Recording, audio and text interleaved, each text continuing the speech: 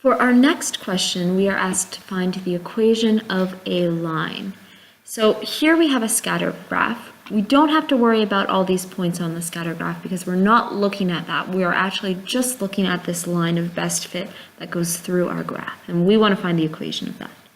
So the first thing I'm going to do is I'm going to write down the general equation of any line that I have, no matter what it is. And that's going to be y equals mx plus b. Plus c. Just a reminder, m is our gradient, and c is our y-intercept. So if we can find our gradient and our y-intercept, we basically have the equation of our line. So the first thing I'm going to do is I'm going to look on my axes to figure out what my y-intercept is. And it looks like if I count these out, 1, 2, 3, yeah. It looks like it's about 3 points up. So my y-intercept is going to be 3. And because it's positive, I'm going to just write plus 3. Now, if this was a graph that was not starting at 0, you could count down from the top instead of up from the bottom, and you'd be able to find your y-intercept that way as well. So our y-intercept is 3. Let's find our slope now.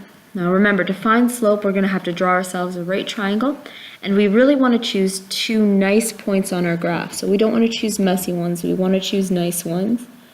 And just looking at the graph here, it looks like we have a nice point at our y-intercept, of course, and it looks like we have another nice point right here at 10, 7. Once again, you just have to sort of pick around in your graph. You want points that go exactly through a box, so something like that where it doesn't quite meet the line, not good enough. So here's our 2 points. I'm going to draw myself a triangle, and I'm going to figure out what my slope is based on that triangle. So m equals rise over run. A rise is how do we get from 3 here to 7 up here? 7 minus 3, that gives us 4, so my rise is about 4. My run here is this whole length here from 0 to 10. That's going to be 10. So my slope is 4 over 10. I can simplify that, make those numbers nicer. I'm going to do 2 over 5.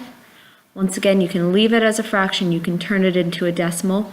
Because I am dealing with an actual equation, I am going to keep the fraction this time. So then my equation is going to be y equals mx plus b. My slope is 2/5, so y equals 2/5 x.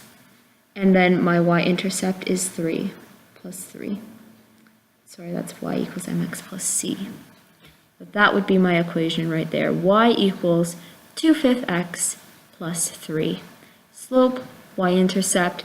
Once we have those 2 things, we have our equation.